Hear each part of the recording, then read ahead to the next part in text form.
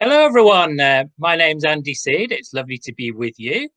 I'm talking to you here from a place called the Forest of Dean, which is where I live in Gloucestershire.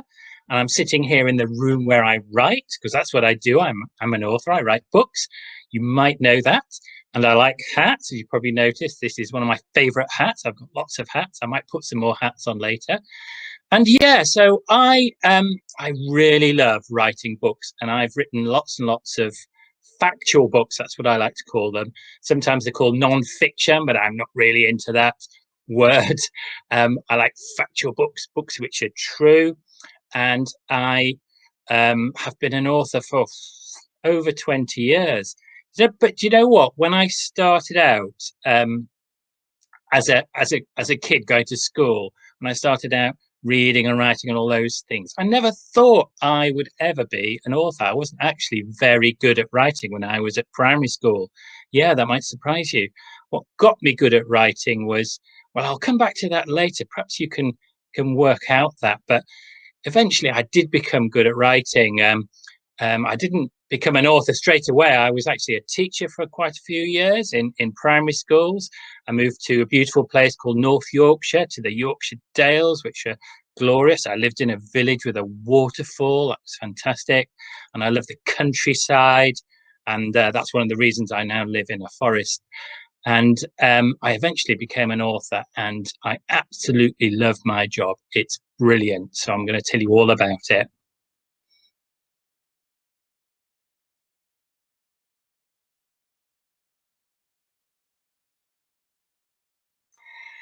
So yeah, I became a writer. So what really inspired that, and how did it happen? Well, it all goes back to this very important day in my childhood when my parents did something really amazing, important in my life, and that is they took me and my two sisters when I was about 7, I think it was, to the new local library.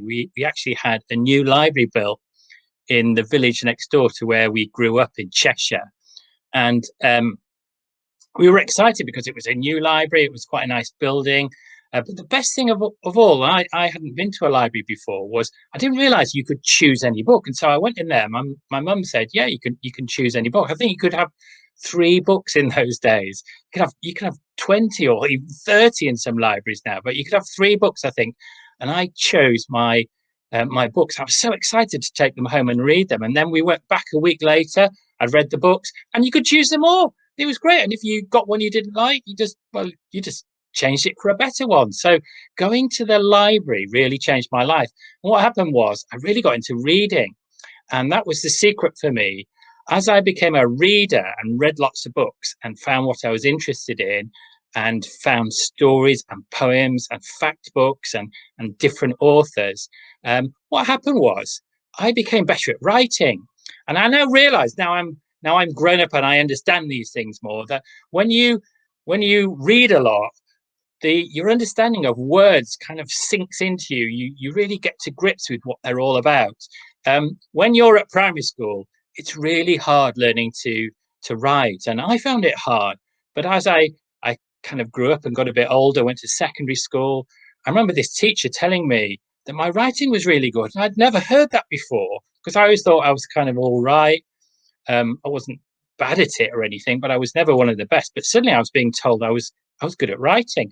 And then when I went on to grow up and become a teacher, people used to say that things like my reports were well written. So I knew I was a good writer. But I didn't actually want to be a writer until something else happened. And this was the thing that really inspired me. One day at my primary school, near York, I was working near York then, this author came to visit. I was excited because we'd never had an author visit at our school before. And we had a poet, Wes McGee, and he's still going today. He's quite old, but he's brilliant. And Wes McGee writes funny, brilliant poems. They're not all funny. Some of them are actually quite sad, but they're all really, really good. And I was the teacher in the class when Wes McGee came in and did this magical session with my class, just reading poems and bringing alive words and telling the children how to make a poem and what life was like being an author. And like all authors, and I'm one now, so I know what it's like, he needed a cup of tea after that. So we went to the staff room, had a cup of tea, and I sat next to him. I wanted to know more. And I said, Wes, what's it like being an author? It looks amazing. I loved your session. Well, that was so good. Thank you. And I was full of excitement for getting my class to write their own poems. And he told me so many things that I was really so pleased to hear about how being an author was interesting, creative. You got to travel a lot. You got to meet all kinds of people. You got to give children a love of words and reading and poetry and writing. And I thought, yeah, that's what I want to do.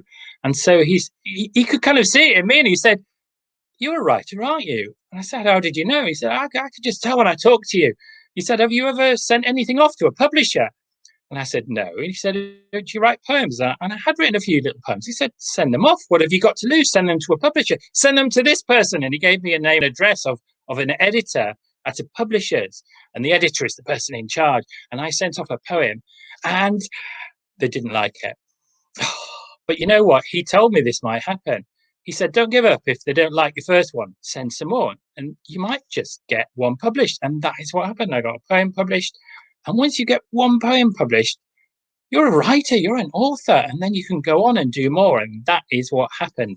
I got started and I got inspired by those two things: being a reader, the library, and meeting an author.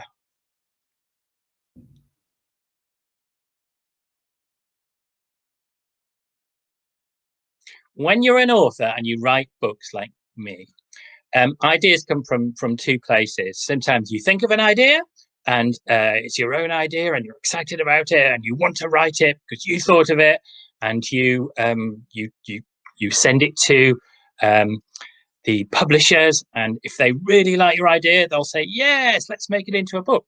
And sometimes they don't like your idea, which is no good at all, is it? But the other place that ideas for books come from is the publishers themselves. And actually, you know what? For this book, the kind of idea of doing interviews wasn't actually my idea. I wish it was, because it's a brilliant idea, but it came from a lady called Laura, who's an editor at one of my publishers. Now, Laura is so good at ideas, and Laura had this idea: what if I could interview animals? I wasn't too sure about her choice of animals. She was talking about wallabies and things like that. I said, "Wow, no, if I was going to interview tigers, that's a brilliant idea, Laura. I would really like to interview a tiger." And I think big cats and animals with claws would be a great place to start. And Laura said, "I agree." And so I actually thought of interviewing a tiger, but she thought of the idea of interviewing. But the whole way that the book is set out, the Q&A format, as we call it, question and answer. So I think of questions and the animal answers. That was kind of my idea, and I developed it and I shaped it all. So it's like most ideas actually are a sort of team thing, and we worked it out between us. But I'm so thankful to Laura for the idea of interviewing. Yeah.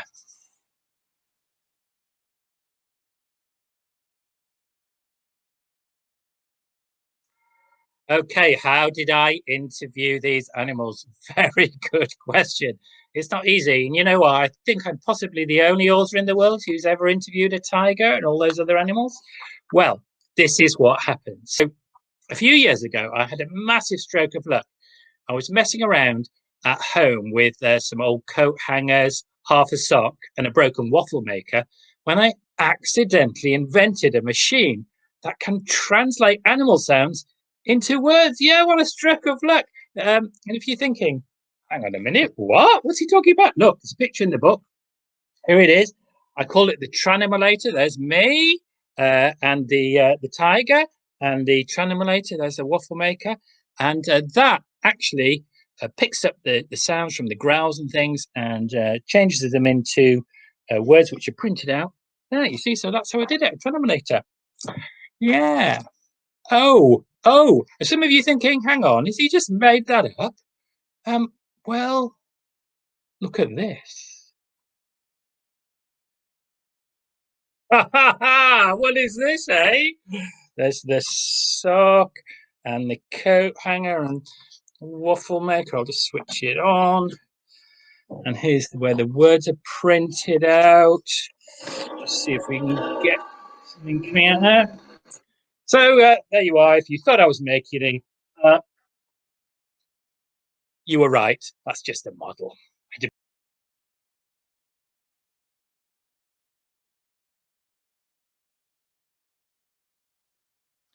So yes, so first of all, I had to choose which animals to interview for this book, and there are 10 animals in the book, and they've all got claws, and I had to interview them all, starting with the tiger, and then I chose the other 9 animals. I wanted a really good range of animals, but the other thing I wanted to do was to give the animals some personality, some character.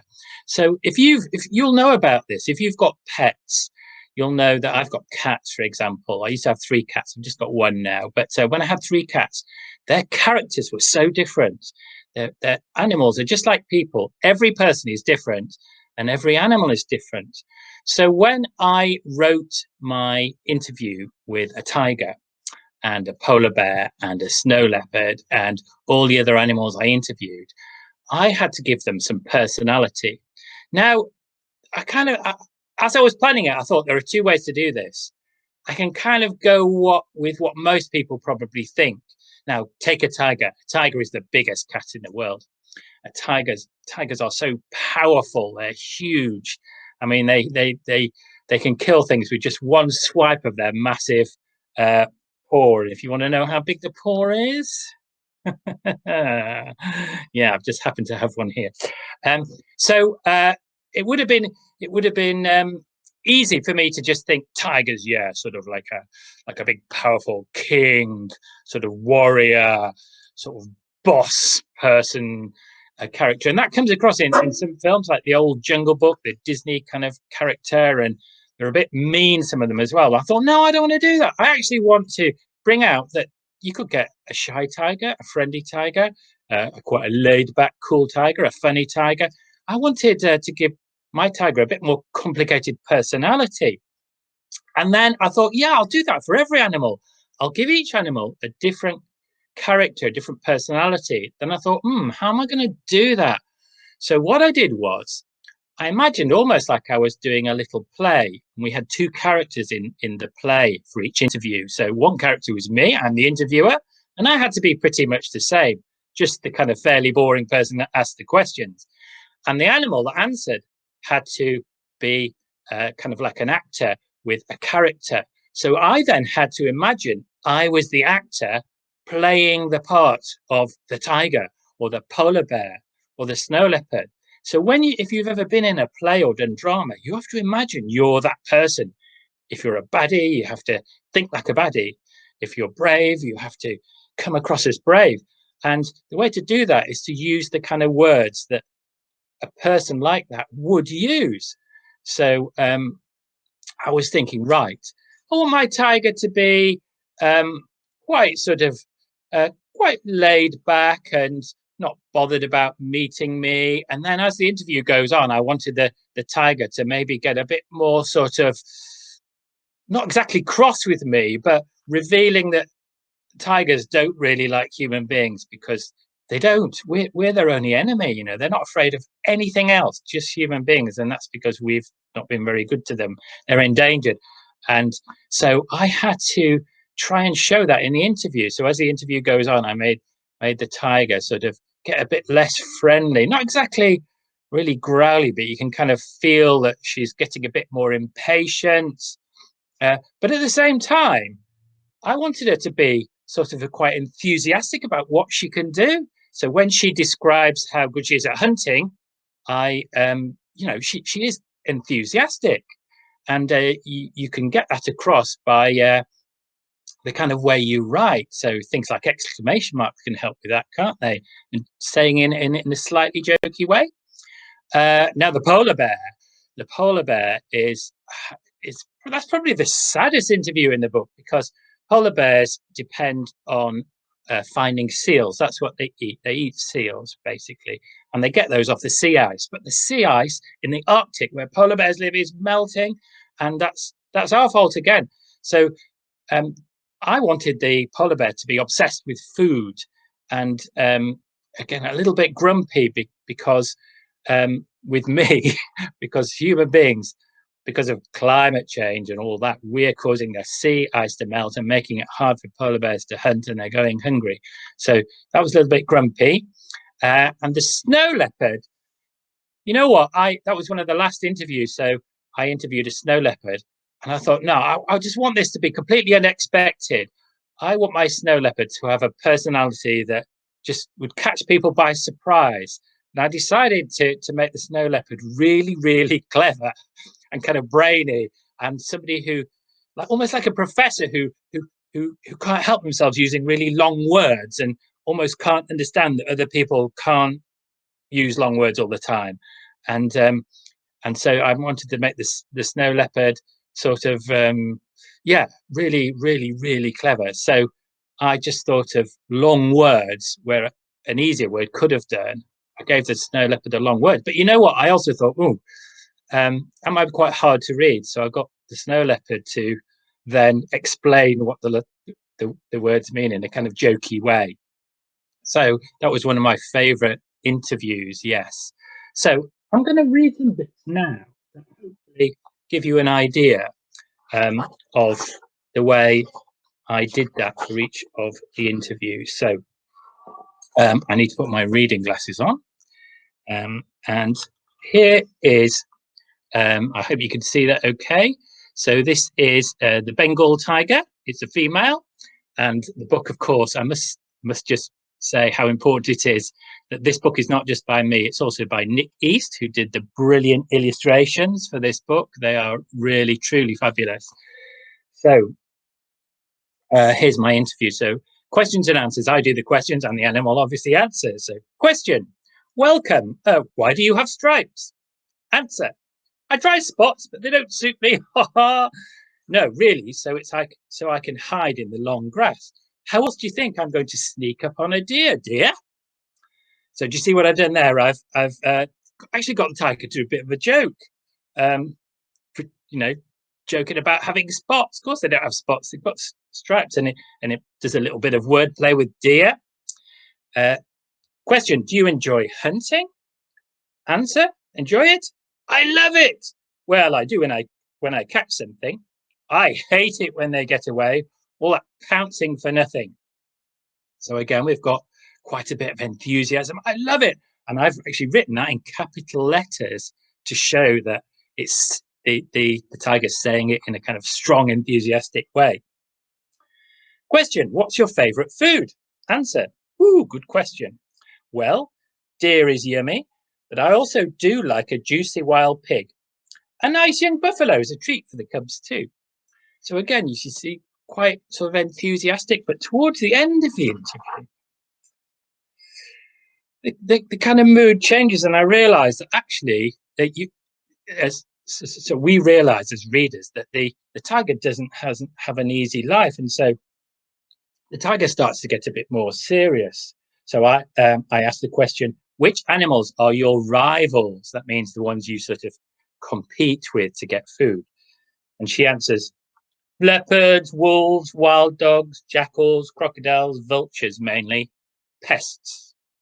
You see, there's no jokiness about that. We're onto the serious subject now, because if those animals take her food, she's not going to have enough to eat, and maybe her cubs won't have enough to eat. So, and then I say, question, what about humans? Answer, oh yes, you lot. The only animal we're really afraid of, with your guns and poaching and taking away our hunting grounds to build houses on. Grr. So now it's getting quite serious, isn't it? And I quickly end the interview because the tiger's getting quite grumpy at that stage. So you see what I did there? I made the tiger quite friendly at first by the way that I wrote it, and then it got a bit more serious.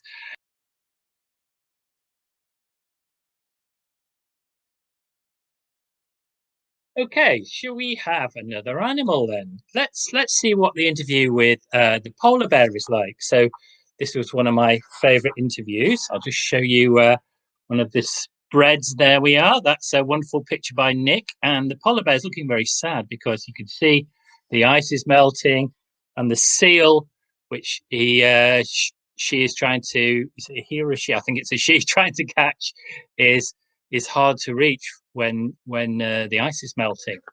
Now, in this case, I wanted to get across that the polar bear is obsessed with food and hungry, and doesn't really care about other things. So gets quite impatient with me because I want to know all these facts. But for her, it's life and death. So let's see if you can sort of spot the kind of language I used to make that, to get that across. Question: what is your dream? Answer: to be as fat as possible. Question: what? Most humans try to avoid becoming very large. Answer: yes, well, that's because you have too much food and we don't have enough. Question: have you ever met a penguin? Answer: a what? Question: I'll take that as a no. They're South Pole creatures and you're North Pole, correct? Answer: yes, but have you got any food? A nice baby whale, perhaps? Question: sorry, not on this occasion. So what is your favourite time of year? Not the summer. I hate the summer. So do you see that last answer there? There's no good question there or any chit chat, is there? It's short answers. Not the summer. I hate the summer. So a short answer shows that an animal is a bit cross, and when an answer is sort of longer and a bit jolly, that shows the animal is in a good mood and that their character is like that they're more friendly. So I'm not saying all polar bears are grumpy. It's just that this shows that it has to be caring about food more than anything. So I also wanted the books to be quite fun to read and quite jokey. So the first answer is quite jokey, isn't it? What is your dream? To be as fat as possible.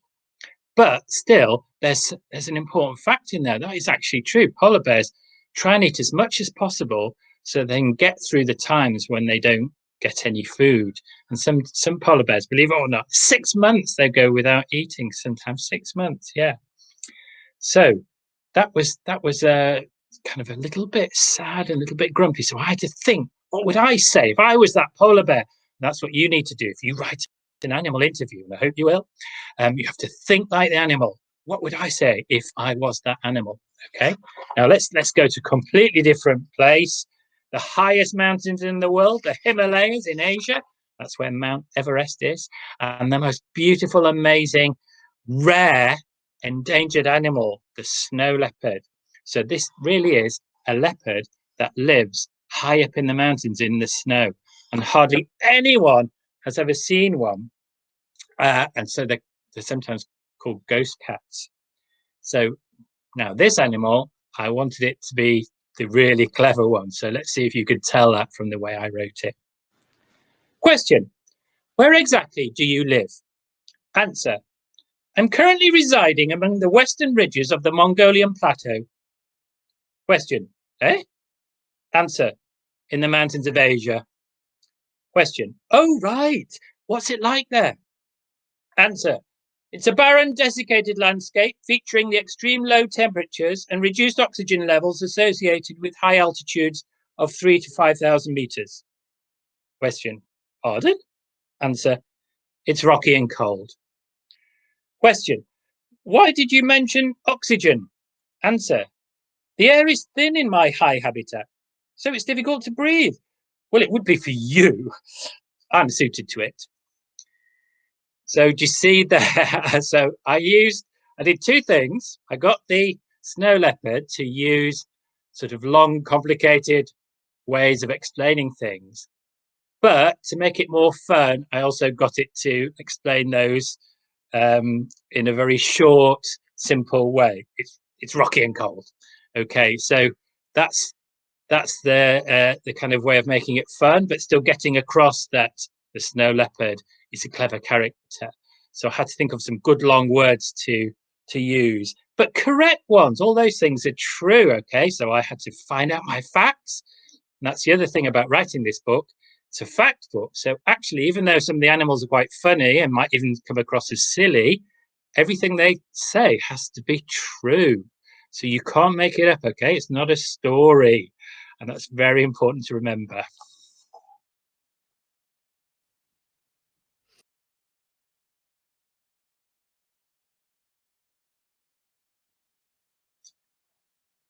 Okay.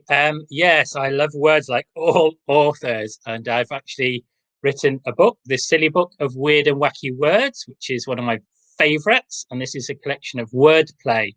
So wordplay is things like jokes and riddles and tongue twisters and word games and fun stuff like that. I really love that stuff. So I've collected it for years. I'll read you a few bits and pieces from the silly book of weird and wacky words. So it's got jokes in it and riddles. So let's start off with a riddle. So a riddle is a trick question. Let's see if you can do this one. Can you tell me 2 days that begin with T apart from Tuesday and Thursday? You got that one? Oh yes, well done. That girl over there with the eye patch and the wooden leg. It's today and tomorrow. 2 days beginning with T. So I like riddles because you have to kind of think outside the box. So let's have a joke. Let's stick with the pirate theme. Dr. Doctor, I think I'm a pirate. Okay, please open your mouth and say, ah. I like that one. Who doesn't like a pirate joke? And then what else have we got? Oh yes, I was looking through this, deciding what to write, and I love the list of places with silly names. There's, if you're in Devon, I don't know if you've ever been to Scratchy Bottom. That's my probably my favourite place there in Devon. There really is a place called Scratchy Bottom. It's a little valley, I think. Silly words. I just like collecting silly words. Do you know what these mean? And teachers, you can have loads of fun with these. Cahoots, flibbity gibbet, frond, gubbins, heirloom, hirsute, hoity toity, kerfuffle, nougat, pantyhose. Let's not talk about that one, teachers. Peeve, skedaddle, thwart. I don't know why thwart just makes me laugh every time. And there's some even funnier ones than that. And then tongue twisters. Try saying this is gonna drive you mad, but it's very funny. Try saying this quickly 3 times. Irish wristwatch. Okay, wristwatch. Watch you wear on your wrist. Irish wristwatch. How hard can that be? You wait. And then there's a couple of sort of little poemy ones. Here's one. And it's good fun to learn and then to say as fast as you can. So, 1-1 was a racehorse, 2-2 was 1-2. When 1-1 race, 2-2 1-1-2. Okay, you see, that's just nice and simple. And then you've got to go 1-1 was a racehorse, 2-2 was 1-2. When 1-1 race, 2-2 1-1-2. Could you beat that? No chance. So that's a little taster of my silly book of weird and wacky words. And there are actually 6 books in this series. They're not all about words, but they're all full of facts and fun things like that.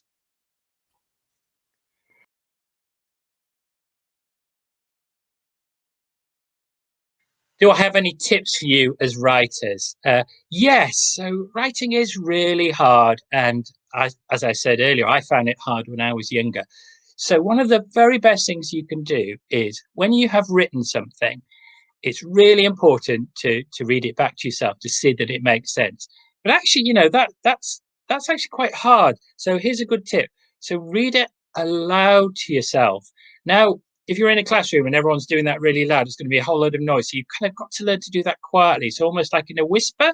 So actually say each word in the sentence and just check, listen to it, check how it sounds. Does it sound right? Often, if it doesn't sound right, it isn't right in the way it's written. There maybe is something missing, or it just doesn't make sense. So there's my top tip for you. When you've written something, read it aloud to yourself. You've really got to concentrate on that and listen to your actual own voice. So that's something I do, and it really helps. And you know what? If something sounds good when you read it aloud, it often is good in terms of the way it's written. So there you are.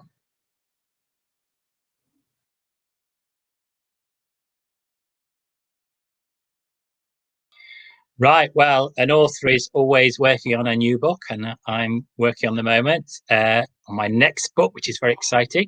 It's another one in the interview series, and it'll be out in June, and that is Interview with a Shark. So maybe by the time you've seen this, actually, it's already out. Interview with a Shark and Other Ocean Giants. And that is just like the Tiger book, but with big sea creatures like whales and orcas and a giant squid and an octopus. And that's another fact book. I've written quite a few small fact books, like the Silly Book of Size-Splitting Stuff, which is one in the Wacky Words series, all about silly inventions and silly ideas and silly words and silly people. That's lots of fun. And I love animals and wildlife books. So one of my favorite books is The Clue is in the Poo, which is a guide to tracks and signs of animals. So if you go out into the forest, for example, where I live, you can spot animals if you're lucky, but you know what? Usually they run away, but they leave behind things like footprints and droppings. And this book, beautifully illustrated, shows you how to recognize those things. So it's got fantastic color illustrations by Claire Almon, an American illustrator. You know what? I would like to finish with one of the oldest things I wrote, which was this book, Razzle Dazzle, my poetry book.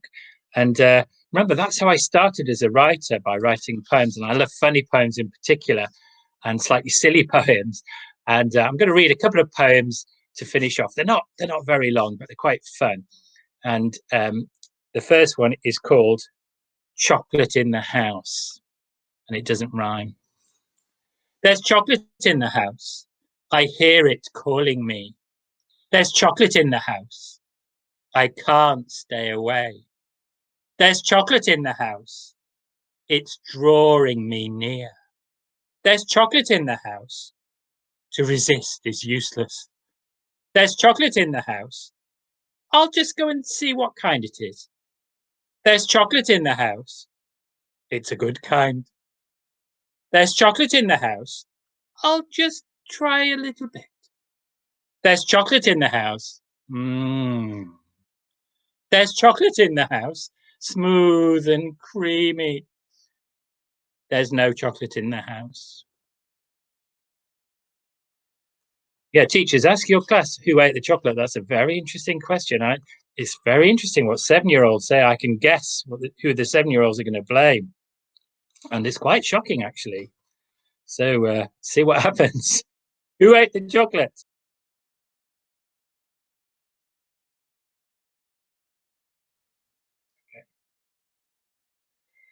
So yes, I'm involved with schools all the time still, even though I've been an author for over 20 years. I travel all over the country and sometimes to schools in other countries, because I love visiting schools and getting children excited about books and reading and sharing my facts and funny poems and jokes and wordplay. And I have lots of little challenges and quizzy things.